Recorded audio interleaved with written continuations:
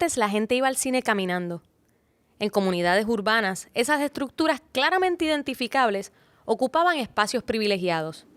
Santurce, Río Piedras, Atorrey y los cascos urbanos de todos los pueblos contaban con un cine. El Roosevelt, que acaba de cerrar, era quizás uno de los centros de esa urbanización icónica de Atorrey. El metro en la Ponce de León es uno de los pocos que sobrevive a la tendencia del cine dentro del mall. Saludos, bienvenidos a otra edición de Patrimonio Edificado. Mi nombre es Mariana Monclova. Como siempre, me acompaña el arquitecto Enrique Vivoni y el estudiante de la Escuela de Artes Plásticas, Gabriel Verdecía, hermano de Héctor Verdecía, que también fue uno de nuestros invitados en el programa. Hoy vamos a estar hablando de los cines y Vivoni ya me advirtió que no podemos estar la media hora hablando sobre el cine Roosevelt, que quedaba como a 3 casas de casa de mi abuela, y que no me puedo echar a llorar. Así que no sé realmente de qué vamos a hablar porque esos eran mis planes. Ese era el único cine para ti. Ese era el único cine. Y el Paramount, donde fui a ver Pocahontas. Y ya. Y el Paradise en Río Piedra. Sí. Eso eran. Y el Nu Victoria. Y el Nu Victoria, que también por la Plaza Robles. Sí. Pero como no puedo llorar ni hablar de cosas nostálgicas, pues no sé, hablen ustedes Sí, bueno, de cine. pues hablamos de cine, Gabriel. Sé que has estudiado a profundidad el tema de los cines. Correcto. Es un tema de una tesina tuya. Uh-huh. Nos hemos comunicado anteriormente Sí. con cuestiones de cine, particularmente porque hay un arquitecto que trabajó muchísimo en los cines durante la década de los 30, mediados de los 20, la década de los 30, que fue Pedro de Castro. Correcto. Y gracias a él, la avenida Ponce de León en Santurce se pobló de un sinnúmero de cines, al igual que Puerta de Tierra y al igual que San Juan. Pero la avenida Ponce de León en un momento dado se llamó el Broadway, ¿verdad? De Puerto Rico. Mucha gente lo considera de esa manera, por lo menos, ¿verdad? Aquellos que vivieron esa época. Hoy día los de mi generación no tienen ni idea de cuántas salas de cine habían entre la avenida Ponce de León y la Fernández Junco. Nada más en esa zona, en esa franja del barrio de Santurce, una alta concentración de cines y muchos de estos pues construidos por diseñados más bien, porque ya tenían estructuras, muchos de ellos diseñados y reestructurados por Pedro Adolfo de Castro.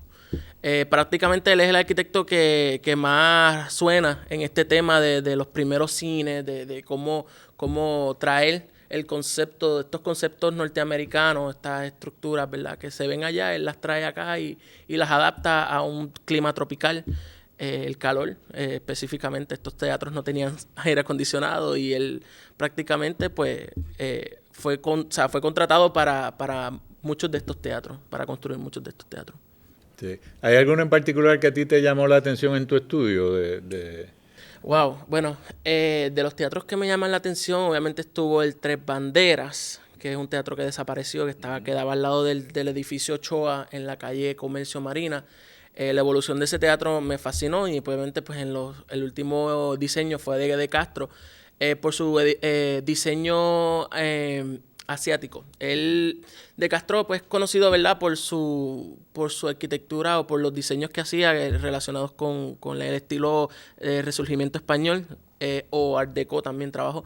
Pero sin embargo, para este teatro, él se inspiró en el teatro chino de Los Ángeles y adaptó ese concepto, ¿verdad?, a este teatrito en la calle Marina en calle Comercio, porque quedaba atravesado. Ese último diseño que se hizo de ese teatro para mí era súper importante. He visto fotos del lugar, esos techos con perdonen, ¿verdad? Yo no tengo mucho conocimiento sobre el significado, la terminología, pero los techos con las puntitas así en cada esquina. O sea, hay fotos dentro de la sala. Él mandó a hacer unos diseños asiáticos en todas las paredes. Porque no solamente eran conceptos arquitectónicos, sino que también artistas del país eran contratados para hacer murales, para hacer paneles decorativos, ¿entiendes? Los teatros tenían una importancia grandísima en la arquitectura para el público. Y es interesante porque muchos de estos teatros o cineteatros, ¿verdad? Porque tenían doble función a veces, se diseñan y se construyen durante la época de la depresión, en el periodo entre guerras. O sea que estaban cumpliendo una función social, no solamente de entretenimiento, sino también de poder dar un respiro a la gente de todo el agobio que se estaba pasando, la falta de dinero, la falta de comestibles, etcétera, que existía en la isla en ese momento, que dicho sea de paso, es una cosa que no se habla mucho en nuestro país, cómo nosotros sobrevivimos la Gran Depresión. Porque aquí hubo mucha construcción, comenzando con los cines, pero la Universidad de Puerto Rico, etcétera, se construyó durante este periodo. ¿Dónde tú conseguiste toda esa información de esas fotos? Tú estás hablando de que ves fotos, etcétera, y aquí estoy yo salivando porque no las he visto. Mira, o sea, ha sido bien complicado porque esta investigación yo la empiezo desde high school. Yo estudiaba en Santurce, en la Academia Santa Mónica, y desde high school pues como que cogí el tema de investigación sobre los cines como hobby, y no es hasta ahora que entonces de lleno empiezo a investigar, ¿verdad?, para efectos de mi universidad, para mi proyecto de tesina. Estas fotos las encontraba por medio de digitalizaciones que hizo la colección puertorriqueña de la UPR, de muchas revistas y muchos periódicos de la época. Y obviamente cosas que me han compartido a lo largo del tiempo, pero ha sido un milagro conseguir fotos. Hay muchos teatros que no tenemos documentación de cómo eran por dentro, más bien sino por referencias o descripciones que me han hecho personas que recuerdan estos lugares. Pero sí, casi todas son digitalizadas. Yo las voy a compartir con ustedes para que las tengan también, y esas fotos son espectaculares. ¿Y cuánto cuesta restaurar un cine de eso? Porque sé que ha habido, ¿no?, intentos, el Paradise y el New Victoria, hubo un intento en Río Piedra, el Paramount también, claro, estábamos hablando de que hubo un intento. ¿Qué pasa? Porque esos intentos inician, pero se quedan en nada. Es una cuestión económica, así como ballpark. ¿Cuánto cuesta? Bueno, es que también depende de la estructura. Si lleva muchos años deteriorada, en abandono, pues realmente se necesita. Como el Silvia Resach. Como el Lara, el Silvia Resach también. Ese teatro lleva ya como más de 20, 40 años cerrado, y está allí esperando, ¿verdad?, gritos, que alguien lo rescate, que esa obra es de Pedro de Castro también. Válgame, si hablamos de dinero, o sea, son miles, millones de dólares. Ahora mismo hay buenas noticias. Me comentaron de que el Paradise ya por fin está en proceso de limpieza, están empezando a trabajar en él, porque posiblemente lo vayan a convertir en un teatro, un cine teatro cultural. El Paradise. El Paradise de Río Piedra, sí. Eso no era un parking. Lo utilizaron como parking, sí. Estaba sin techo. Estaba sin techo, pero siempre, las ganas nunca las hay. Yo siempre digo, mira, hay muchos lugares que desaparecieron. Hay muchos lugares que solamente quedaron en la memoria colectiva de un barrio, de una zona. Y a veces, pues, mucha gente, dalo por destruido. ¿No? O sea, yo sé que está destruido, pero yo todavía tengo esperanza hasta que ese edificio no se derrumbe por sí solo. Yo tengo esperanzas de rescatarlo. Sí. Y el Paradise, pues, es un ícono de Río Piedra. Sí, yo en el estudio que se ha hecho de Pedro de Castro han surgido cosas sumamente interesantes. Por ejemplo, ¿sabes dónde está el Burger King en el Viejo San Juan? Perdonando el anuncio, ¿no? El de al lado de la barandilla. Al lado de la barandilla. Ese edificio tuvo sus comienzos en el siglo XX como la primera iglesia bautista de Puerto Rico. De Puerto Rico. En la década de los 20, Pedro de Castro lo convirtió en el cine Rialto y le remodeló la fachada, etcétera. Y posteriormente en los 80 lo sanjuanizaron. Tú sabes, esa cosa terrible que se ha hecho, ¿verdad? Entonces se remodeló o se tumbó, no recuerdo ahora, pero se hizo a lo Viejo San Juan. Sí, exacto. No sabía que eso era un sanjuanizar, no sabía que había estructura que la uno ve la evolución de esa estructura. Con color pastel. Sí, y balconcito. Sí. Y la cosa es que realmente es pura fachada, porque entras al segundo piso de ese edificio y está horrible. Pero entiendo yo que el edificio no lo demolieron. Lo que hicieron fue más bien meterle frosty al bizcocho y ya.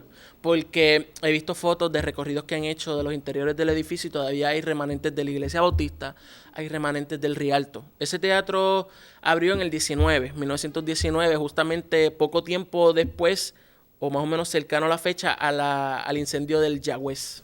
En Mayagüez. En Mayagüez. Ese teatro se quemó y fue un caos total. ¿Y qué pasa? Cuando ellos estaban a punto de abrir, lo que hicieron fue que empezaron a hacer promoción de que este teatro es a prueba de fuegos, incendios. Entonces, como que, aquel se quemó, pero el mío no se va a quemar, ¿entiendes? Y cogieron entonces la iglesia bautista y prácticamente lo que hicieron fue que le quitaron todas las iconografías, todos los iconos religiosos, ¿verdad? Las cruces, pero dejaron los campanarios y dejaron todo, y lo que hicieron fue que adaptaron en la iglesia en un teatro. Eso es algo que hoy día vemos al revés. Muchos teatros se han convertido en iglesias. En iglesia, correcto. Exacto. Pero o en discoteca. O en discoteca. Ese es otro tema que quiero tocar. Sí. ¿Y qué pasa? El Rialto abre en el 19 como un teatro fino, como un teatro, a pesar de que no tenía una remodelación ni fue adaptado a cine de una manera, o sea, una estructura a otra, sino que utilizaron la misma estructura y la adaptaron. Fue un teatro que tuvo mucho renombre, los estrenos se daban ahí. O sea, ¿qué pasa? Cuando la popularidad de estos teatros comienza, cuando ve que la gente continúa yendo, San Juan en aquel momento estaba poblado en su totalidad, estos teatros rápidamente pasan a un segundo plano, que son las reestructuraciones, las remodelaciones. De Castro estuvo a cargo de esa remodelación en el 20. Abrió en el 19 y ya en el 2021 ya lo estaban remodelando. Y esa estructura es bien rara porque es que parecía un bizcocho. O sea, el diseño de ese Teatro Rialto tenía tanto detalle en un espacio tan chiquito, un edificio chiquitísimo. Pero era bello. Y por dentro también existen los planos de cómo era por dentro.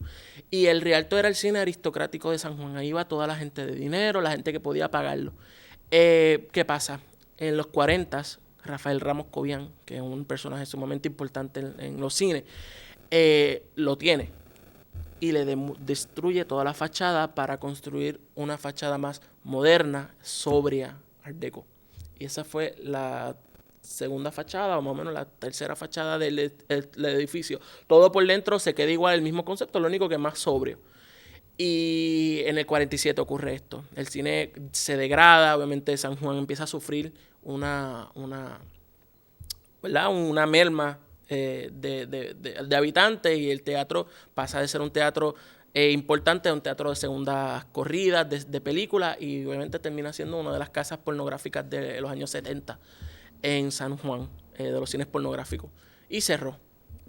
Después de eso, en los 80, hubo entonces ese cambio de Art Deco que tenía, y le hicieron lo que hoy conocemos como el restaurante de comida rápida. Sí. Norteamericano. Se sanjuanizó.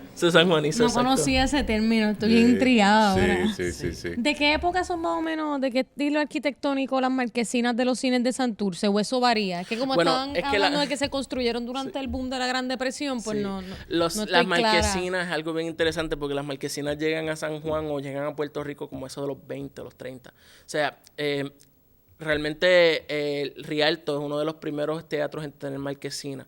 Y era una marquesinita chiquitita, era una cosa bien limitada, y las letras era en fondo negro con letras en blanco. Y fue después, poco a poco, que se fue popularizando el concepto de las marquesinas y fue llegando a Santurce. Uno de los grandes ejemplos de marquesinas es el Paramount. El Paramount en el 35 fue que vino a tener su primera marquesina. Era una marquesina finita también. Pero ¿qué pasa? Con el paso del tiempo, la estructura fue cogiendo como que auge. Entonces empezaron a expandir esa marquesina hasta coger la última estructura del Paramount. Tenía una marquesina que llevaba de aquí a aquí. O sea, cogía el edificio completo, una cosa. Y obviamente pues la estructura se sufre cambios, porque realmente es un edificio que no tenía marquesina y de repente tiene esta vaina así bien grande con un anuncio que dice estreno tal película 3D o qué sé yo, ¿entiendes? 3D no creo. No, bueno, sí, hubo películas, aquí se presentaron películas 3D en el Ambassador, que desde los 70 a los 60 ya en Puerto Rico el concepto del 3D ya estaba... Puerto Rico siempre estuvo al día en cuestiones de tecnología cinematográfica, pues es que la gente quería más, y más, porque el cine se convirtió en la casa, el cuidado de muchos niños. Los niños se iban a ver 3 películas todo el día con sus amistades, los vecinitos se iban para ver, se escapaban de la casa, ¿entiendes? Que el cine en Puerto Rico, la gente pedía más y más y más. Pero eso era el cine de vecindad. El cine, bueno, el cine de Lo cual vecindad. no existe ya hoy día, No. a menos que sea Roosevelt, que Que en paz descanse. desgraciadamente pues ya cerró, ¿no? Y eso era porque o sea, tú podías enviar a tus chicos porque iban por la acera desde tu Sí, casa exacto. hasta el cine, entraban, ahí estaban medio supervisados. Sí, había un y- portero casi siempre. y llegaban a su casa. Pero volviendo otra vez a lo del Paramount. El Paramount es un cine, ese se llamó Olimpo alguna vez. Sí, se Teatro llamó Olimpo. El Olimpo. Ese teatro fue diseñado por Francisco Balines Cofresí, que es de los pocos teatros que Pedro Adolfo de Castro no trabajó. Sin embargo, después de los huracanes, Pedro Adolfo de Castro era el Hizo que el techo. entraba y decía, ok, ahora me toca a mí. ¿Entiendes? Que a pesar de que no lo diseñó él, no se construye bajo su mano, pero él era el que entraba después a la remodelación. Eso era tenía una cabida bastante amplia porque la Universidad de Puerto Rico graduaba a sus estudiantes ahí. Sí, correcto. El teatro tenía 3 niveles de asiento. Y era inclusive, se llegó a considerar, o sea, tenía algo similar al Tapia, ¿entiendes? El Tapia en Viejo San Juan, pues el Olimpo era el teatro más grande en su momento en Santurce. Y ese edificio se construyó bajo el estilo neoclásico, si no me equivoco. Y según las descripciones, porque son bien pocas las fotos que existen del interior, o sea, el edificio estaba decorado completo con columnas, elementos griegos, o sea, ellos tematizaban el teatro para crear este ambiente totalmente diferente de lo que la gente ve afuera, la realidad del Santurce, pobre y degradado por la depresión, versus lo que tú entrabas a ver cuando entrabas por ese teatro. Sí, que era un escape, servía Sí, de era escape y un se escape. diseñó Sí, como sí. un escape Exacto. en términos Pero estéticos. tenemos- Se conceptualizó como Claro, un escape. pero tenemos que recordar también que Santurce de la década de los 20 y los 30 también le decían el Versalles. Sí. O sea, por las grandes mansiones y las grandes casonas que habían Exacto. a su Santurce alrededor. en tan poco tiempo tuvo un aumento de población, pero una cosa impresionante. Y en menos de 20 años ya Santurce tenía estructuras espectaculares, una cosa. O sea, Santurce pues era residencial, pero por lo menos la avenida principal, que era la Ponce de León, rápido empezó a florecer todas esas estructuras y obviamente pues los cines no fueron excepción. Algo que yo quiero recalcar de este tema es cómo se evolucionan los cines. El cine empezó en un teatro, que era el teatro de los teatros ya existentes del siglo XIX en Puerto Rico, el Tapia, que se conocía como el teatro municipal, la Perla en Ponce, teníamos el Bizcochón en Mayagüez y el Oliver en Arecibo. Sí, le llamaban el Bizcochón. El bizcochón. Pero ese era el teatro francés. Sí, el teatro francés. Está bien. Pero es que le decían así el bizcochón porque tenía unos decorados en la estructura que parecía un bizcocho. La gente le pone esos términos. ¿Qué pasa? La gran necesidad de traer más cine a Puerto Rico provoca que entonces se establezcan los cines carpas. Los cines carpas eran circos. Unas carpas grandísimas que se establecían en el terreno, los terrenos donde ubica el antiguo casino, donde estaba la YMCA, que ahora es el texto de olímpico, Comité Olímpico.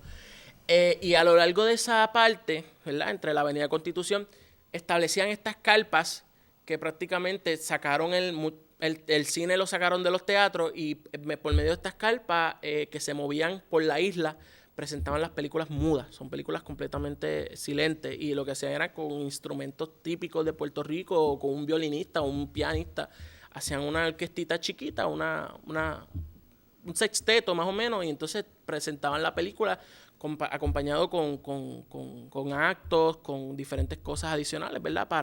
Para sazonar el espectáculo. Sí. Tú hablas de sacarlo, que se sacan de estructuras permanentes a estructuras efímeras, ¿no? Que son transitorias. Eso quizás tuvo que ver con el peligro de fuego que provocaban las cámaras, porque eso era a nivel de fuego, de fuego vivo, ¿no? Que se proyectaba. La cinta, el celuloide, estaba hecho de un material flamable que con altas temperaturas de calor, como pasó en el Yagüez, por altas temperaturas de calor provocaban incendios a las millas. Y eso se vio rápido en París, se vio mucho en Estados Unidos y en Puerto Rico llegó. En un cine carpa se quemó el cine el cine carpa cubano, si no me equivoco, se incendió. Y teniendo otras carpas alrededor de la suya, se prendió en fuego y gracias a Dios nadie sufrió heridas. Pero sí, era normal y totalmente normal que esto ocurriera. Los cines carpas pasan porque antes se pensaba que el cine no había mucha industria todavía y presentar la misma película semana tras semana, la gente ya no iba a volver a verla. Por ende, crearon este concepto de las carpas que cogían 3 semanas aquí, recogíamos, vámonos para Río Piedra, vámonos para Bayamón y viajaban toda la isla con su carpa, su estructura, sus cosas, para entonces presentar la misma película que llevan presentando desde el año pasado a diferentes partes de la isla. Claro, como un circo. Pero Gabriel, también quería preguntarte un poco sobre la cinematografía en Puerto Rico. Okay. Yo sé que, ¿verdad? ¿Cuándo se empieza aquí verdaderamente a tomar en serio eso de hacer películas en Puerto Rico por puertorriqueños? Claro. Mira, en Puerto Rico se tiene conocimiento de que aquí se lleva grabando desde inicios del siglo XX. Desde la guerra hispanoamericana hay pietaje de la que se ha grabado. Muchas de ellas fue fabricada, pero otras no. Pero eso es documentación. En Puerto Rico la primera película producida en Puerto Rico fue Un drama en Puerto Rico en 1912. Esa película fue dirigida por Rafael Colorado de Azoy. Fue un soldado español que se queda en Puerto Rico y él entonces, impresionado con esto del cine, en la imagen y movimiento, crea su propio estudio de cine y de fotografía en San Juan. Y él, con su dinero y con socios, crea esta película que se llama Un drama en Puerto Rico y se presentó en el Tres Banderas cuando era Carpa en el 1912. ¿Y existe todavía? ¿Está en el archivo de imágenes? La película está desaparecida. Ese es otro proyecto que quiero hacer. Mucha gente la da por desaparecida y ya está desaparecida, pero realmente es que no la han buscado. Es la primera película, como quien dice. Tiene un argumento, tiene un elenco, una historia. Después de eso, ellos siguieron haciendo películas, La Paloma del Monte, si no me equivoco, Mafia en Puerta de Tierra, es otra de sus películas. Buenísimo ese título. Sí, no, desde el principio. Yo me lo voy a robar para algo. No, de verdad que sí, muchas de estas películas todas están desaparecidas. Mucha gente piensa que su casa se quemó en el 14, en 1914. La de Colorado. La de Colorado, su estudio se quemó. Y ya con eso de que se quemó, ya las películas desaparecieron. ¿Entiendes? Sí. Pero eso fue a 2 años de haber comenzado. Pero estas películas solamente hacían una copia y la llevaban. ¿Y él continuó después que se quemó o hay otros cineastas? Sí, está Juan Viguier. Obviamente Juan Viguier, mientras Colorado ya estaba, Juan Viguier estaba en Ponce con su cámara grabando pietaje de paisajes de Ponce, esas cosas bien más documentales. Pero él ya estaba encaminándose a entonces entrar a esta industria. Puerto Rico no tenía una industria de cine. Eso es un tema aparte, pero Puerto Rico como tal desde sus inicios, a pesar de que no tenía una estructura como lo que estaba forjándose en Estados Unidos, siempre ha estado adelante en cuanto a los acontecimientos. Igual Cuba, igual República Dominicana, pero Puerto Rico por lo menos siempre se ha mantenido ahí, aunque sea chipito, se ha mantenido. Juan Villé entra, Rafael Colorado trabaja con él, otras personas como Luis Lloren Torres, que también se convirtió en guionista de cine. Y otros, ¿verdad? Próceres y personas importantes de la época se unieron para trabajar en esta industria nueva, completamente desconocida, y fueron trabajando películas. Existió la Puerto Rico Photoplace, si no me equivoco, ahora sí cómo se llamaba. Tenía los estudios en Atorrey, en lo que es la Muñoz Rivera, y eran unos estudios espectaculares. Tenían área de construir escenografía, tenían área de revelado, o sea, área de sonido. Bueno, y con la Divetco, ¿no? Después y la Divetco, exacto. Bueno, el claro. boom, que o sea, no solo las producciones, sino el valor de las producciones, los actores versus la gente que no eran actores, pero se ve la manera de ellos expresarse, o sea, ese concepto de vamos a mezclar actores y vamos a mezclar gente que no son actores, que ahora está muy, muy de moda, pero eso empezó. Sí, exacto. La Divetco es un buen ejemplo. Y la cantidad de producciones que hacían. Y no hay unas que tengan menos valor que otras. O sea, yo recuerdo ver Los Peloteros cuando yo era chiquita y para mí eso fue maravilloso. Porque es que hubo un proyecto. O sea, hubo un proyecto de país. país. Y dentro del proyecto de país Se estaba... consolidó toda esa producción, que no solamente en cine, sino... Sí. Sí, en el cartel también. Sí, no, exacto. El Adivesco se le agradece mucho porque fue la escuela de muchos de los primeros técnicos de cine en Puerto Rico. Y pues de verdad fue es algo que, o sea, la documentación que existe de ese departamento que trabajó mucho el cine es importantísimo hoy día. Y, sí. O sea, que tú podrías hacer otro programa si yo te lo pidiera exclusivamente sobre la Adivesco. Bueno, ese tema no lo abarco mucho. Yo me concentro más en lo que son la industria de las proyecciones fílmicas. Lo que es San Juan, esa sección es lo que me apasiona. Me gusta la historia del cine, pero conozco personas que sí tienen conocimiento sobre la Adivesco. Ah, pues, mira, ya sabemos, ya saben, tienen que escribir a la Fundación Puertorriqueña de las Humanidades para que nos den otra temporada de su podcast favorito. ¡Ay, Virgen Santa! Patrimonio Edificado, con Mariana Monclova y el arquitecto Enrique Vivoni para hablar de los cines. Hoy nos acompañó Gabriel Verdecía. Muchas gracias, Gabriel. Seguro. La próxima, ¿verdad? Ya, próxima temporada. La próxima temporada Nos tendrá que ser. despedimos por ahora y ojalá sea un break breve. Nos vemos. Chévere. Hasta luego.